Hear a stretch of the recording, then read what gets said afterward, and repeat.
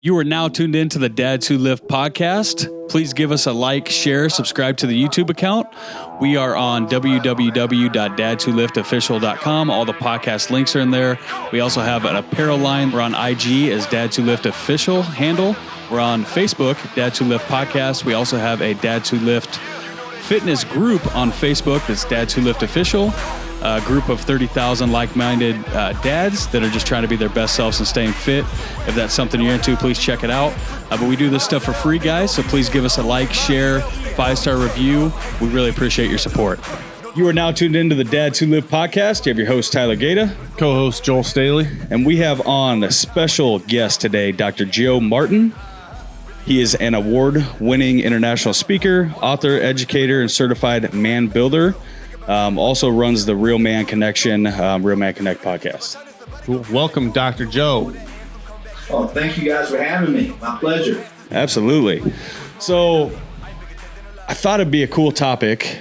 Let me know what you think, but I thought it'd be a cool topic to talk about raising children today. You're obviously a Christian man, big God-loving man. I thought it'd be cool to talk about raising children today and kind of a godless society. And how a father can go about raising his children or his child through the eyes of God. Sounds like a good topic to me. Yeah. It's a heavy one. Yeah, it is a heavy one. I'll do my best. That's what we like here. So you want to kick us off? Well, as far as I guess, where would you like me to start then, as far as addressing the topic? Yeah, let me ask, why do you say it's a godless society right now? So this is where I'm going, right? So we take God out of schools, right? Public schools, there's no God anymore. We're living in a society where basically sin is very prevalent, and not only prevalent, but praised. Yeah, praised. That's the word I'm looking for. Thank you, Joel. We have naked women on social media. We got naked women on TV. We got sex, adultery all over the place. It's kind of like almost like a normal now. You know what I mean? I feel like because of those things, ethics have gone downhill in today's society. I feel like people don't care as much. They don't have as strong of a moral compass. Not everybody, but a lot of people. And I feel like there's just the whole course of society is just way different than it was, say, 50 years ago. You know what I mean? So I'm thinking of like my child, my son, and raising him in today's society and things that I want to do to propel him forward and have him have the strong values that I have. Know what's right or wrong. Know what truly matters to him in this life and not focus on the superficial things. Yeah, a good example is the other night we're at dinner and I'm like, Alexa, play some music. And then what comes on first song but Cardi B singing about her WAP or WAP, whatever. Yep, so it's like, dude, I got a 2-year-old daughter. I don't want her. So, yeah. What do you think, Dr. Joe? Well, what you got, I guess I'll give the audience some context so they'll know, who is this dude they're talking about? Why are they asking him? What does he know? Well, my ministry or what I do as far as the vision that God has given me, I used to be in education. Everything you guys are talking about is spot on. I spent over 25 years in education. Started out as an elementary school teacher. I taught first graders. In addition to that, I taught high school. When I say high school, I dealt with, I don't know if you guys ever heard of alternative education. Yep. That's usually dealing with high-risk kids. And I taught college students as well. The only I was one of those kids personally has been middle school. And people said, Joe, you taught all in education. How come you ever taught middle school? I said, because I ain't crazy. You ever seen middle schools? That to me, that's the toughest grade out of all the grades. It's the middle school year. So I don't know how old your kids are. My kids now, my youngest just went off to college this past semester.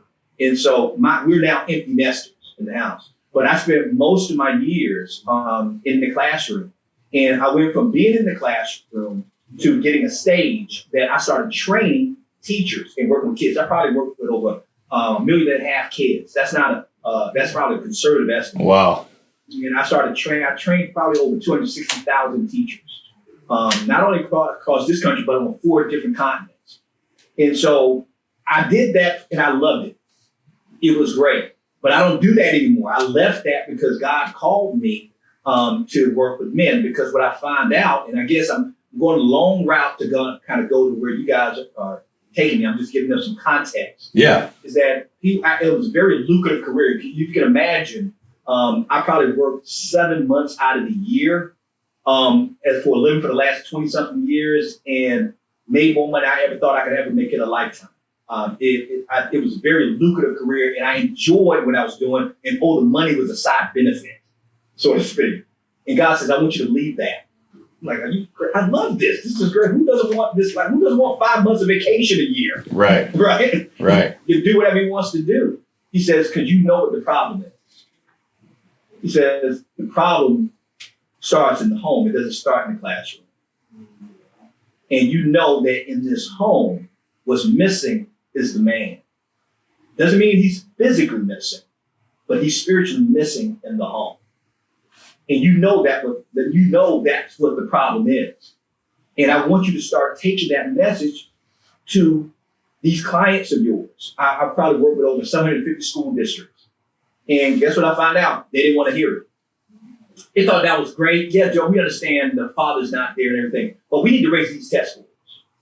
And I couldn't convince them. And it got me so frustrated that even the money wasn't great. The money didn't keep me there. I didn't care how much they were paying me. I didn't want to do it when I realized these kids are dying spiritually and emotionally because of the absence of the father. So I ended up leaving that to start Real Men Connect 6 years ago. And it is just wrong. Now, I'm not on the level that we used to be in education, but the impact that we're making, I wish I would have done this 20 something years earlier. Now, getting back to what you said about what's going on in society, my thoughts about it. And I'm saying this in all respect. Why y'all shocked? What, you surprised that society getting worse? And then pull a guy out of the classroom, what planet you been living on? Right. I knew it. It's going to get worse. It ain't going to get any better. And so the question is, well, Joe, wow, he's right. Has it gotten any better in the last 20, 30, 40, 50 years? Or has it gotten worse? It's gotten worse. Guess what? It's going to get a lot worse. So the question is, so what do we do? What's our response to it?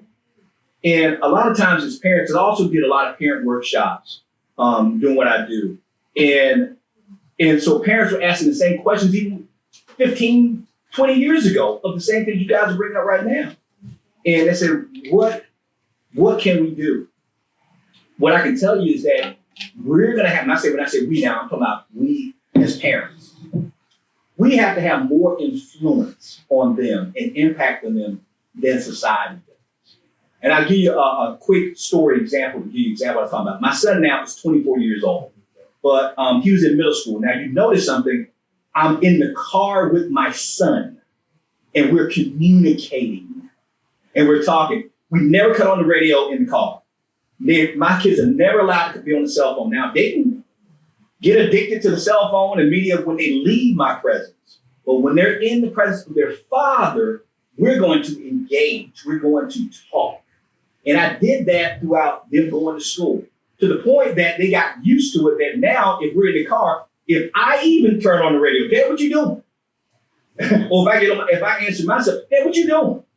Because I built this culture in my family. Now, my kids, they do social media. They got to be exposed to what's wicked going on in the world. But watch this. My son was Kendall had to be probably 12 years old. And I was picking up from school. And as we normally have our conversation when we come in the car, and it was about usually a 40-minute drive from school to home. And after I go through my questions, Kendall would ask me questions. One question he asked me one day, he says, Daddy, he said, what is the scariest thing about being a parent? This is my 12-year-old. He says, Dad, what's the scariest thing about being a parent? I said, whoa. I said, Kendall. That's deep. He said, and I said, well, obviously it's got to be the safety of our children. We keep thinking something bad's going to happen to you and we're not going to be able to protect you. He said, Dad, I'm not talking about that. He said, I know you guys, you and Mommy, you guys always worry about us all the time. He said, no, I'm talking about beyond us, something bad happening to us. What scares you the most about being a parent? And I thought about it. And then I said, Kendall, put down your window. He rolls down his window, he puts a little button, put down the window. He says, what? I said, tell me what you hear. He says, I don't hear anything. I said, listen closer. He said, Dad, I don't hear. I said, Kendall, you're not listening. What do you hear? And then he closed his eyes and said, I hear sirens. I hear cars, people hitting over. I hear people yelling. I hear horns blowing. And he started telling me all this background ambiance noise that he hears. That's what I wanted him to listen to. And he says, yeah, I hear that. I said, see, you heard that, right? I said, that's the scariest thing about being a parent. He says, what? I said, Kendall, that my voice has to be louder than all of that noise you hear outside. I said, it has to be louder than your mama's voice, louder than your teacher's voice, louder than Jay-Z's voice, louder than LeBron James' voice. Are y'all following me on this? Yeah. I don't care how great Bill Gates is. My voice has to be louder than his to you. That is scary for me because you might listen to them before you listen to me. And that scares the crap out of me. Yeah. So I got to make sure my voice is more dominant than anybody else's voice in your life. That's my responsibility as a parent. Any questions? Damn. I like that. That's deep. That's our response to this. So I don't want to hear about how bad society is. Why are you shocked by this? It's going to get worse. So what? The question is, what are we going to do as men to make sure our voices are heard louder than that? I'm not worried about Cardi B. I got a daughter. I don't care what my daughter listens to. But when it comes to looking for a man, she's going to look to her father for the kind of man that she wants to marry. I'm focused on being that type of man, not what she's listening to or what she's watching. I want her to watch how I love her mother. See, I don't care about them. They can't compete against me. They can't. Because I walk it out in front of my children and they say, my son says, that's the kind of man I want to be. I love LeBron James' money. He's rich, but I want to be like my dad. Man, my daughter, man, I love this, but I want a man to love me like my father loves my mom. I'm not losing any sleep over how bad society is. I don't care. And I don't get in debates about it with my children. But they know when they're in my presence, when they're around me, wow, will Dad approve of this? What does Dad think about this? When my son turned 21 years old, I took him out to lunch. I said, Kendall, you're turning 21 now, man. I said, this is your transition into manhood. I said, you know what the real big difference between a man and a boy? How I'm going to treat you is what I said. Kendall, when you were a boy, I used to give you advice. Now you got to ask me for it. You're a man now. This is your life. I can't direct where you're going to go, but I'm hoping I set a good example for you. See, we as parents a lot of times can take too much credit for how good our kids turn out. But we also take too much credit for how bad our kids turn out. And the way I help parents is give them a better perspective is on this. Yes, you do the right thing. Both of you guys, you do the right thing in loving and raising your children and setting a good example. But guess what? God was the perfect father. You saw how his kids turned out? Right. So I guess God was a horrible parent. No, his kids were unfaithful. But was God faithful? See, my son could end up in prison. My daughter could end up being pregnant at 18. I don't care what y'all think of me as a parent. Go ask them. Did Dad set that kind of example? Did Dad walk in? What did your dad teach you? What did he pour into you? People said, aren't you? Yeah, I'm upset now he's in prison. I'm upset she's pregnant. But was I faithful? Was I faithful? So I'm not concerned about what the world is doing. I'm only asking one question every morning I get up. Am I being faithful? God, am I raising these children and discipling these children the way you called me to do it? In the admonition of the Lord with a reverent fear of you. God, I don't care what my wife is doing. Am I loving her as Christ loved the church and gave himself up for her? When it comes to my brothers, they're making stupid decisions in their marriage. But God, am I loving them as I love myself? See, the world may be a judge, but he's the judge. And that's the only judge I'm concerned about. So I stay focused on what I want, not what I'm trying to avoid, if that makes sense. I don't know if you asked for that much, but that's what I would give you this morning. No, I love that. That was awesome, man. That was super deep. And I 100% agree that it all starts in the home. You know, it all starts with us. It all starts with the dads. And you have a dad group, a dad podcast. We're obviously Dads Who Lift, and another dad group and dad podcast as well. And man, I had the chills when you were talking, because it's like, I feel like this was definitely meant to be, that you were supposed to be on this podcast. And yeah, man, I 100% agree that it all starts at home, and it shouldn't matter as much what's going on in society. You know, if we teach our children how to be right from the inside out, you know, and how to love themselves and care for themselves, and set the right example as fathers for them on how we want them to live through how we are living, then it shouldn't matter as much. You know, because the thing is not that we shouldn't care, but it shouldn't matter. Right. There's a difference between not caring, that's being apathetic, Right. and ignoring what we see.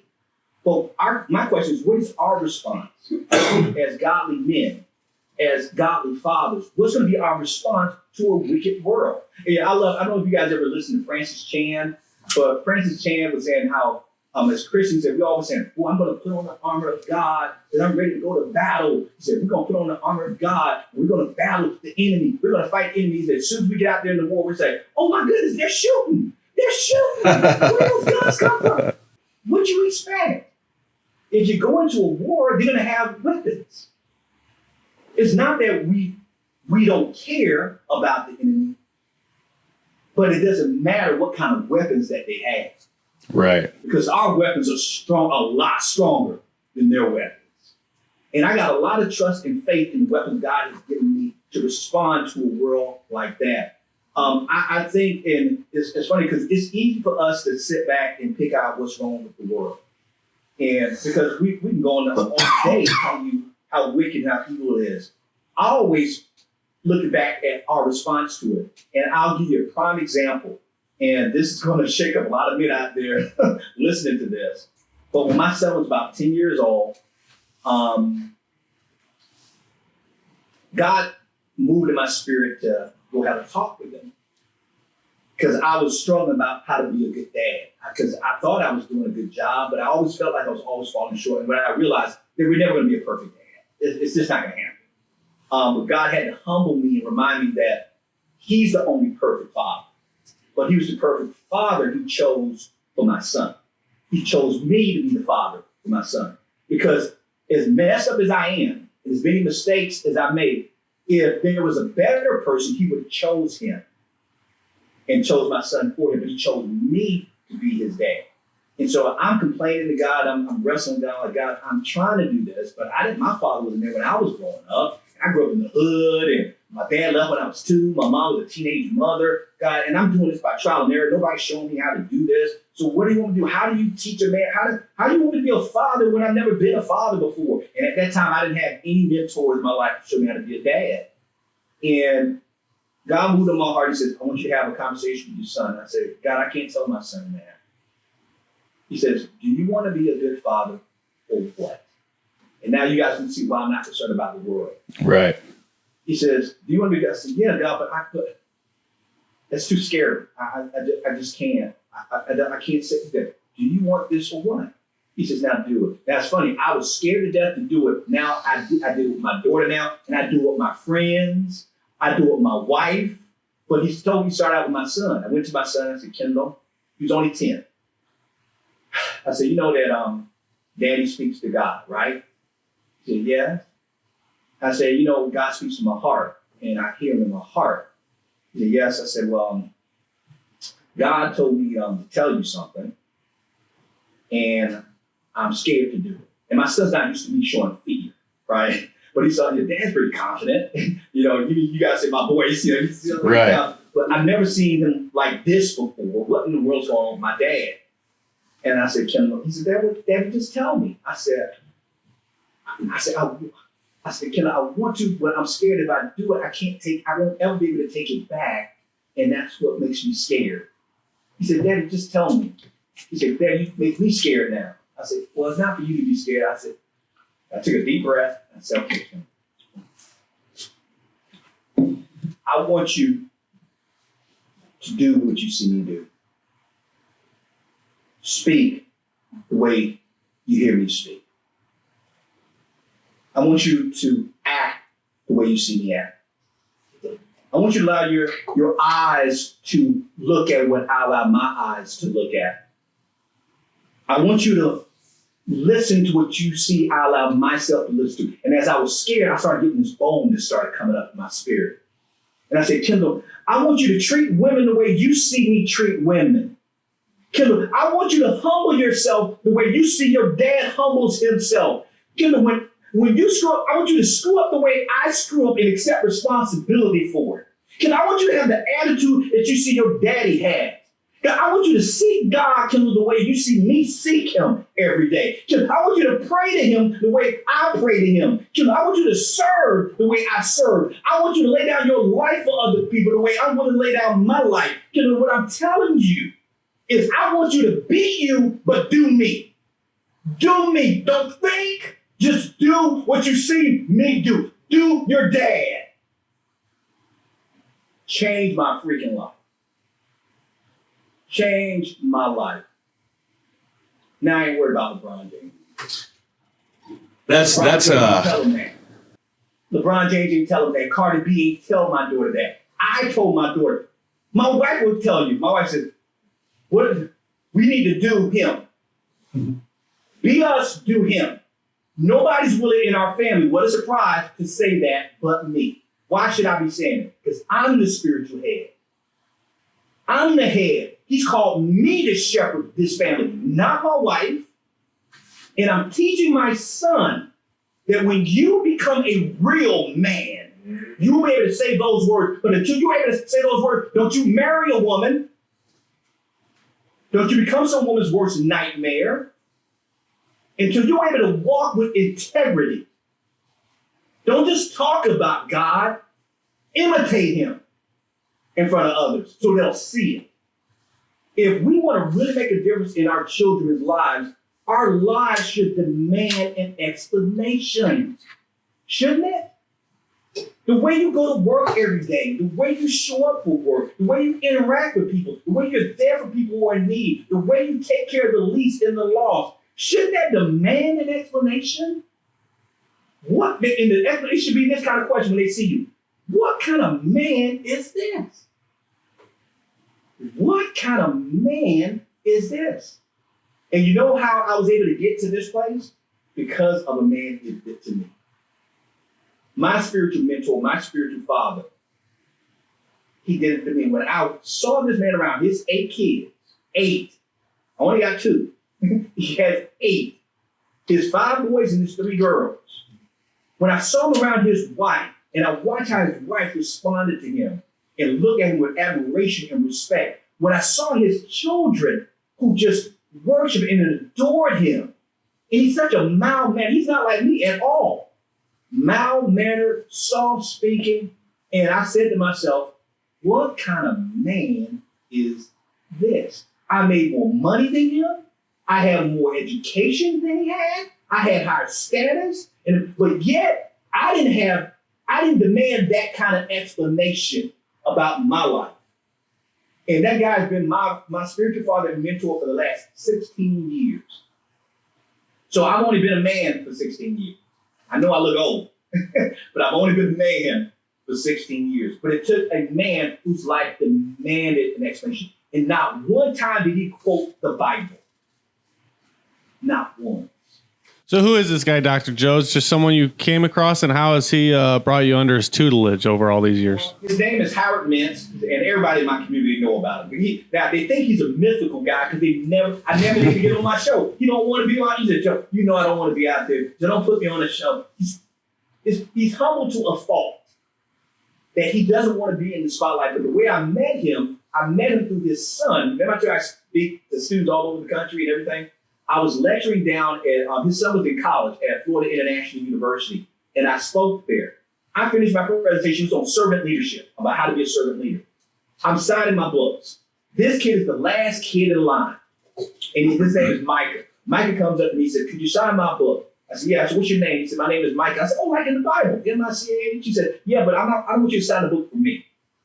I said, well, Who am I signing the book for? He said, I want you to sign it to my dad. Now, let me tell you why I paused for that. I've sold tons of books, autographed tons of books. Take a wild guess how many people have ever asked me in my lifetime to sign a book to their father. Take a wild guess. That one? He was the first. Yeah. Let that sink in for just a second. Thousands of books, thousands of autographs, signatures. This is the first time ever. Now, I've had people say, sign it for my son. I'm going to get the book for my son. Or for my brother-in-law. I've had that a few times. Never a dad. And I said, so honestly, it just made me pause. I'm like, who's your dad? I said, oh, my dad, his name is Howard Mintz. So I'm writing the book, Howard Mintz. I said, you know what I'm asking? What do your dad do? You know how we as men. So what does he do? Yeah. He's got to be some special guy. He says, oh, he's a school teacher. I said, oh, man. I said, I'm a school teacher. I teach school too. I said, where does he teach? Because I'm at a university. I said, where does he teach that? Oh, here in Miami. I said, dude, I grew up here in Miami. He said, yeah, I know. I heard your story. I said, where does he teach in Miami? Because mine is a big city. He said, he teaches at Harrisman Middle School.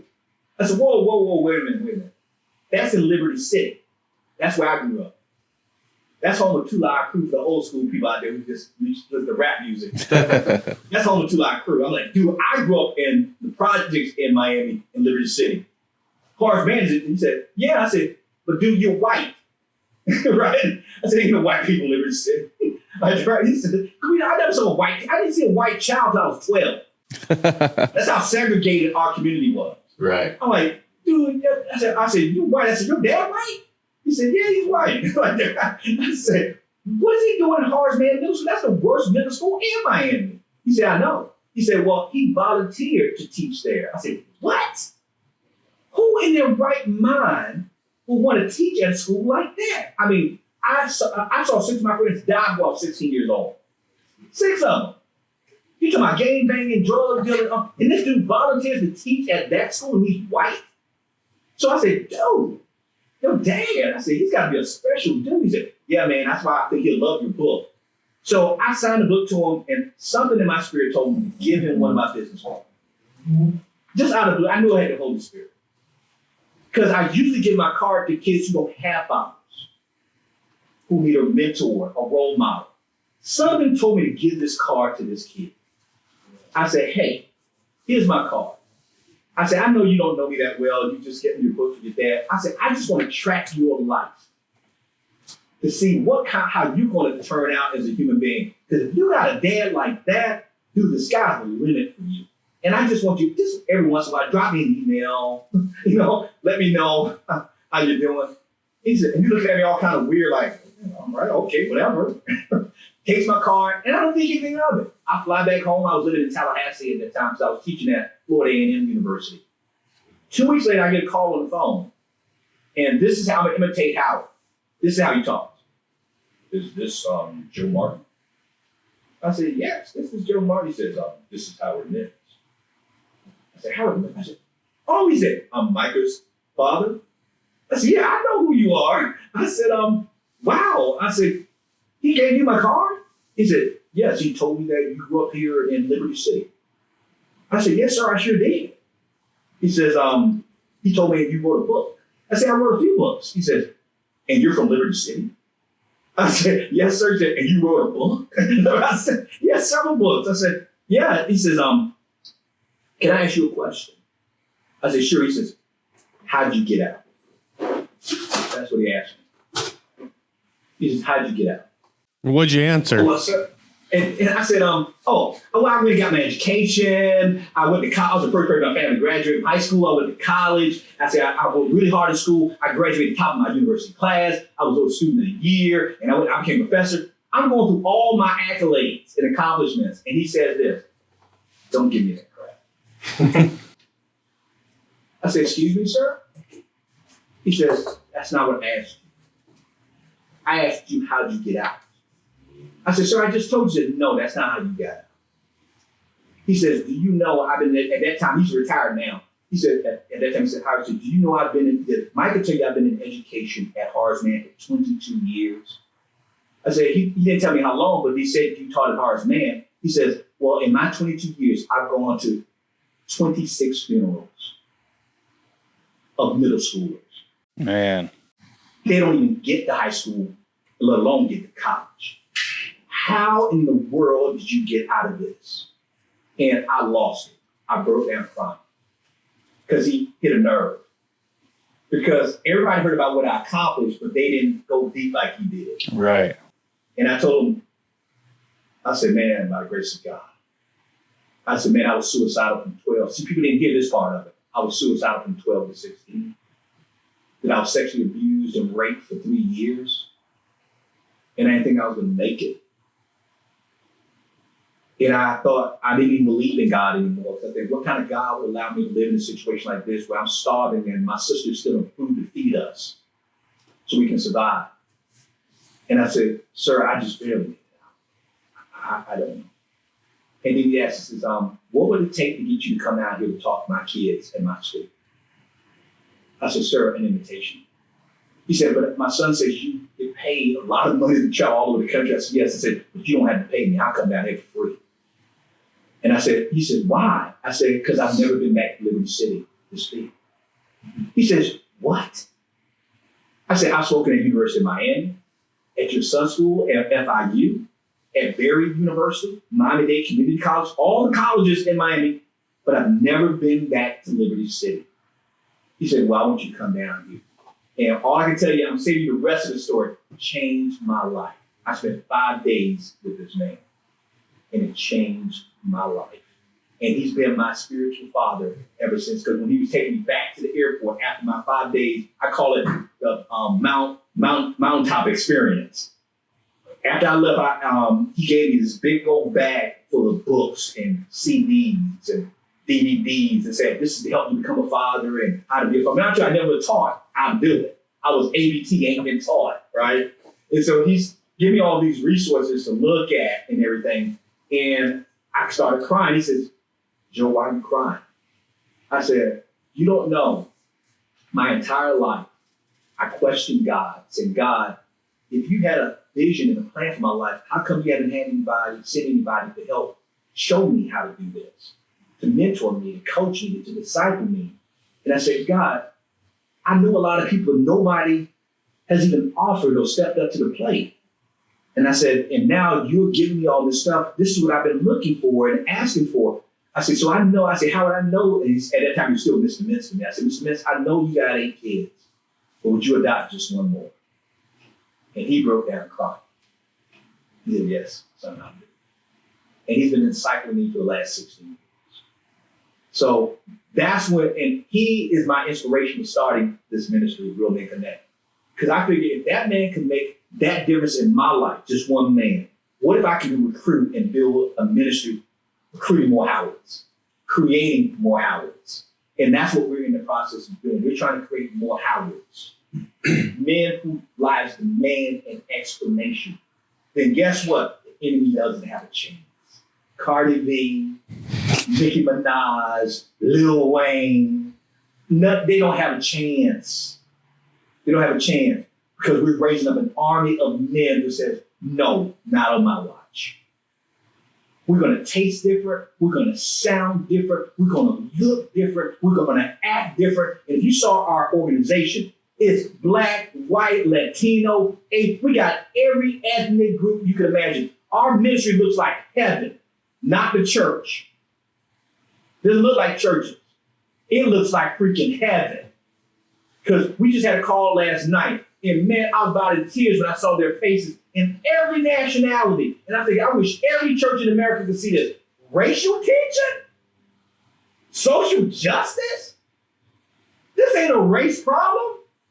This is a grace problem. This is a sin problem. Ain't no skin problem. Because we got all colors. And guess what they ain't talking about? Social justice. Start with the man. You change everything. You change everything. If you know what I saw, the George Floyd thing that happened, you know, with George Floyd, everybody lost their mind. Yeah. When I saw that cop Here's a response that most people never expect. I cried and I wept and get that.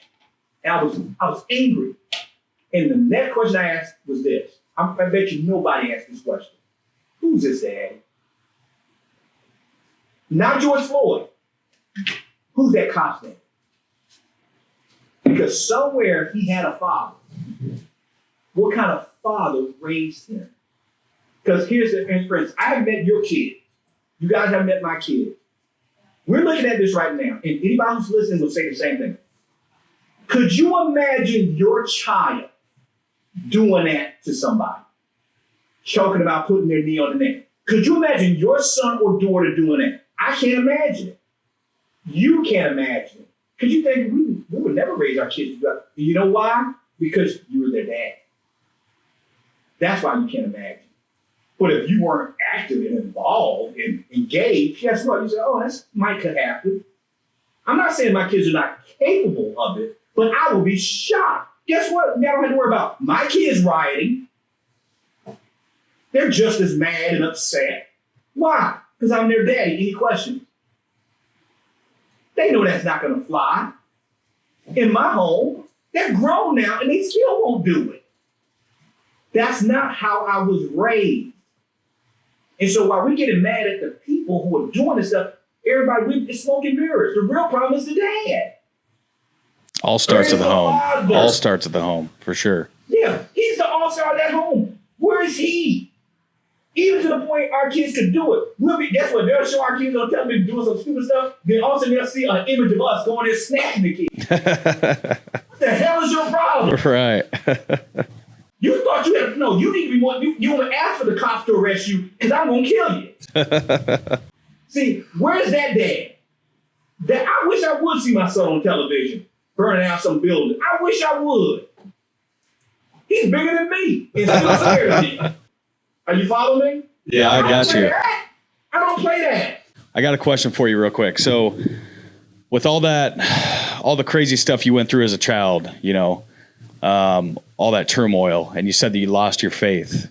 You know, you didn't want to believe in God anymore. How could God put me through this? I think a lot of people have been there through certain times in their lives. Everybody has their own story. Maybe not to that extent, but everybody's gone through something. How did you get back to your faith? I'll say, I call it traces of grace. I can't say there's one instant, but hindsight is 20/20. They say we live our lives moving forward, but we learn looking backwards. And as I look back, as I continue, especially when I went off to college, and I decided to overcompensate by achieving. I figured if I achieve enough, I'll get rid of bad memories. But it took me going through losing it all and realizing that, wow, God brought me out of that, and I totally didn't see it. That I went through all that stuff. There was a reason for it. God knew what he was doing. He wasn't punishing me. He was preparing me. And it took me to realize that when those bad things were happening, God wasn't cheering. He was weeping. But at the same time, he was saying, will you continue to trust me? Will you continue to trust me? And my trust was wavering. And every time I would get to the lowest pit, there were always like this angel would come in my life just for a moment to give me a little bit more encouragement. The way I described it to Howard, Howard said, how did you make it? I said, when I was suicidal from 12 to 16, every time I thought about giving up, it would be one person, be something. Now I could look, my sister was one of them, which I never recognized because I couldn't stand my sister growing up, but she was an angel that God was using to help sustain me. My 7th grade English teacher was another one. My 11th grade English teacher was another one. My 11th grade science teacher, these were, now I'm not talking about they were great people. They had great moments. You know what I'm saying? That when I was at my lowest, they would say something or do something. They would do something. I give you an example of my 11th grade science teacher. Didn't even like him. All right? Didn't like the dude. Didn't think he was a good teacher. His name was Mr. Wrestler. And I helped one of my classmates cheat off my assignment. And Mr. Wrestler caught me cheating and gave me an L after he had given me an A on that assignment and found out I helped somebody cheat. He turned the A to an F. And he was calling me back into the classroom after everybody, the bell dismissed. He said, Joe, come in for a second. I said, yes, sir. And he said, give me your grade, your sheet back. And I gave him my my paperback, and he scratched the F off of it and put an A back on it. And I said, "Thank you, Mr. Russell. Thank you so much." He said, "Joe, shut up." He said, "Shut up." Now, this is a white dude telling me, he said, "Joe, shut up." And listen, I said, "Yes, sir." And he said something that changed my, see, it was that his aim to put gas in my tank. Yep. Because I was on E. Gas in my tank. He says, "If you ever want to fly with the Eagles, you got to stop hanging around turkeys." I'm like, "What?" He said, "Joe, you got greatness in you, and you don't even see it. But you keep hanging around these doggone turkeys, and you're going to lose it all. You can't fly with the Eagles if you keep hanging around turkeys." Now, my hard-headedness, thinking, what does white dude know? He grew up in the hood. You can't tell me I need to cut my friends loose. Dude, these are my boys. And I go back to my neighborhood because they bused us to this school. It was a predominantly white school. They bused me back to my neighborhood. And on that bus ride home, I started thinking, every time I've been shot at, all the way hanging around somebody, I realized I was hanging around somebody. Right. Every time I've gotten in trouble or had my life threatened, I was never by myself. I was always around a group of friends. And I started dancing. Every time my sister got in trouble, my sister was always hanging around people. Every time she's been shot at, she was hanging around people. And I know all the bad things that have happened that were life-threatening for me was always in the company of other people. So now I'm thinking about what Mr. Russell said. Who in the world am I hanging around? And I sort of like was in this daydream while I was on the bus. And I'm telling you, it's like when I opened my eyes thinking about this, I saw a whole school bus full of turkeys. All of them gobbling. I was like, what? I'm like, with a bunch of turkeys? This is ridiculous. And from that day forward, my life didn't get better, but I pulled away from the people I started hanging around. That saved my life. See, I can't tell you my faith came back totally, but it was moving in the right direction. Are you following what I'm saying? Yeah. I can get, for every person I just named, I can give you a story there. I can give you one for my sister, who I couldn't stand, and she get on my nerves. She's a year younger than I am. How God gave me faith through her. Here I am. I'm the oldest. Can't find a job. There's a lot of reasons why a lot of kids rob and steal and carjack. And man, I tried to find work and couldn't find work.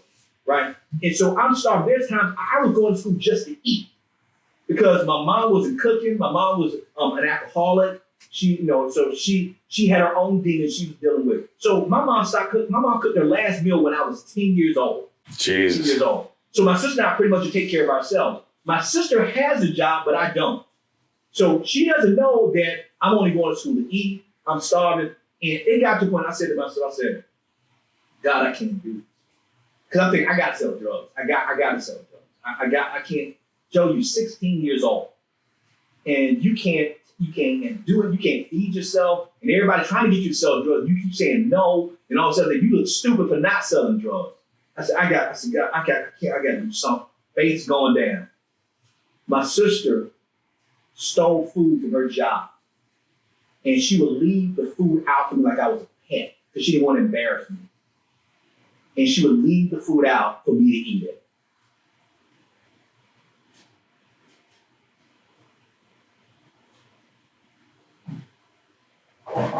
Nobody knew. And I would eat that food like I was a doggone hostage.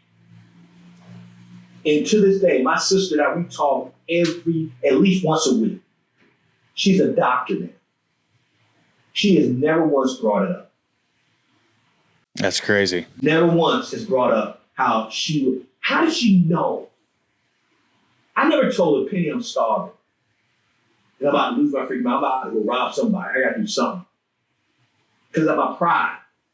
You can't tell me now as I look backwards that wasn't traces of grace.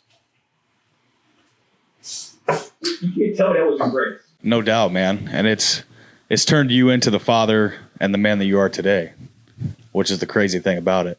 You know, one of the... I'm thankful for that. And yeah. I'm thankful for that. So my faith came back progressively. And it culminated with me meeting Howard and said, okay, I get it. Humble yourself. One of the craziest and deepest things I've heard you say so far in this podcast, and there's been a lot of it, so thank you again for coming on, has been when you talked about the example that you set for your children. And when you told your children, like, hey, do what I do, follow me, talk the way I talk, act the way I act, treat women the way I treat women. When you were explaining that story in the beginning, I didn't know what you were going to say or why the hell you were so scared to say it. But now it makes sense. And that is a truly scary thing to say. Oh, yeah. And it's crazy to me. And I just want to point it out because I think a lot of guys, I think anybody listening to this podcast can take away a lot from this. I know when you were saying that, I was sitting there thinking of all kinds of things that I do on a daily basis that I don't want my kid doing, you know? And it's pretty crazy to think about that example, man. And it's true whether you tell them or not. Whether you tell them to follow you or not, they're going to follow you. So it's better to think about it and say, all right, they're following me either way. I need to set a good example and live the life that I want my children to live, you know, because when we're out there just doing whatever we want to do, they're picking it up on it either way, you know? See, you bring up a great point. See, that's what, because I was so afraid to tell them that, and God said, go. And now I look back and say, and that's a revelation I got, because I realize now it's not hard for me to say it now. Right. I do it now. But I thought, God says, you don't get it. Exactly what you said. They're going to do it anyway. Yep. I'm just telling you to get ahead of it. Be intentional. He's telling you to be cognizant of it. I don't know if you guys can see this, but I'm holding these two red things. Yep. On my wrist. My daughter's funny because she was asking me about this about a couple of weeks ago. She said, Daddy, ever since I've known you, you had those things on you wear those bracelets on your wrist. Did you ever take them off? I said, no. And she said, how long has it been since you started wearing those things? I said, it's been now, when Kendall was about maybe 11 years old, maybe 12. So you've been wearing it now for the last 12 to 13 years. I wore when I got married. I mean, I wear them in the shop. I never take them off. Never take them off. Well, they all know what they say on it. You'll see why I don't take them off. On this side, my son used to wear them. He don't wear them anymore. I got to ask him about that. I just talked to him. So I got to say, why do you don't wear your wristband anymore? I gave it to him when he was in middle school. This one says, it's not about me on it. I had it engraved, it's not about me. This one has integrity written on it. I like that. I got them once God told me to say it to my son. That's when I got these bands. To remind you. To remind me. So anytime I'm not doing it, I pop them. There you go. And my son, when he was so young, when I gave it to him, he said, Daddy, I get it, it's not about me. But I don't understand, what does integrity mean? That's what he had. Daddy, what does integrity mean? I said, Kendall, integrity, all integrity is doing the right thing at the right time for the right reasons, especially when nobody's looking. Yeah, exactly. Even when no one knows. Especially when nobody's looking, you're not being recognized. So when you're saying about, man, I look at the things I do and say, wow, I don't want my kids to do it. My son and my daughter are not here. When I get to want to guess what I assume, they're watching. Right now, I assume my son is sitting here next to me as I'm being interviewed. Plus, you form habits. My daughter is earshot outside the door as I'm being interviewed. I'm always aware that, guess what? Even if they don't see, God sees.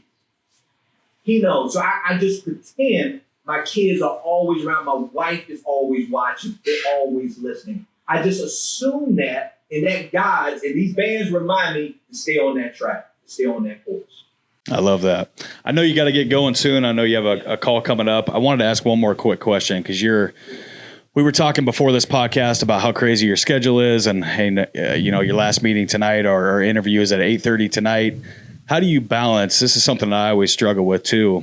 Just being an entrepreneur and owning multiple companies, and a single full-time father. But how do you balance your work life and taking care of your two kids and giving them the time that they need? And I'm going to give you because since I can't be done, that limits me to give you a quick, short answer. But it's a great answer to that question. Very easily. Getting God's divine order. Let me explain that. Matthew 6:33 says, seek ye first his kingdom and his righteousness, and all things will be added unto you. Show me a man whose life is whose life is in disorder. I'm going to show you a man who's out of God's divine order for his life. I love that. What is God's divine order?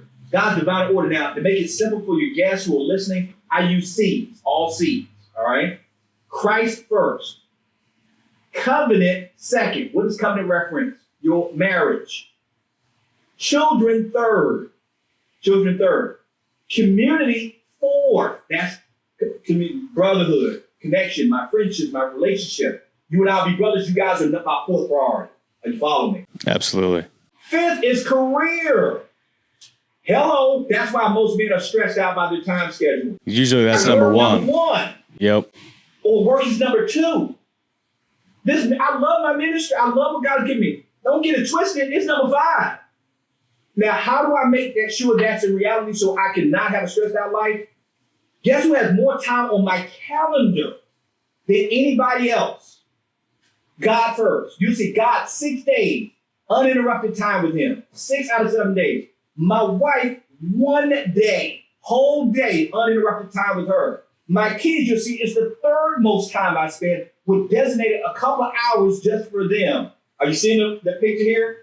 Then then my community, then work. Matter of fact, what I'm telling you, the answer is it's easy if you get in God's divine order. The problem is we don't have a time management problem. We got a priority management problem. Yep. I don't need this ministry to define who I am as a man. You want to measure me as a man? Look at the smile of my children and my wife's face when I walk into a room. That is going to define me as a man. So get back in God's divine order. That's how I'm able to do all that. I love that. Where can people support you in your mission, Dr. Joe? They can either visit us on our website at realmenconnect.com, But there are male out there who's listening and they are looking for community to get connected with guys like me. We have a great program called the Real Men 300, and they can go to realmen300.com and they can find out more about the Real Men 300. So we got the bigger ministry, and then we got the program within the ministry that's helping to create more Howards and build a community like this. Love it, Dr. Joe. Well, thank you very much for coming on. It's been a great, enlightened podcast. We'll definitely have to have you on again. Certainly appreciate it. Awesome. And I commend you guys for your mission and your focus on seeing men restored. I love that. Anybody who's doing that, I'm all supportive. So if there's anything I can do to serve you guys and support you anyway, please don't hesitate to let me know, because we're all in this battle together. Likewise, brother. We have a common mission. Let's do it. Likewise. Thank you very much. Thank you, guys. Take care. Yep, take care. All right, guys. Well, this has been another episode of the Dads Who Live podcast. Thanks for tuning in. If you got anything useful out of this, which, come on, you had to have. Yeah, that was really good. Lots of good info and stories. But please give us a like, share, 5-star review, tell one person. That's how we spread. That's how we grow. We want to grow organically. We do this stuff for free, guys. We are on all the podcast is on all the formats: YouTube, SoundCloud, Spotify, iTunes, Apple Music, all that stuff. You can find all the formats on www.dadswholiftofficial.com. We also have some great apparel for Dads Who Lift, hats, t-shirts, stuff like that on www.dadswholiftofficial.com. We are on Instagram as Dads Who Lift Official handle. We are on Facebook as Dads Who Lift Podcast. We also have a Facebook group of 36,000 like-minded dads. I'm just trying to be their best selves, best versions of themselves, best dads they can be, and stay fit at the same time. So if that's something that interests you, check that out. Again, that's a group on Facebook called Dads Who Lift Official. But yeah, we'll check you guys next time. Thank you. It's forever, you know, it's like forever, no surrender. It's forever, you know, it's like forever. I bigger dead than alive, bigger dead than alive. I bigger dead than alive, dead than alive, yeah. I bigger dead than alive, bigger dead than alive, la la la.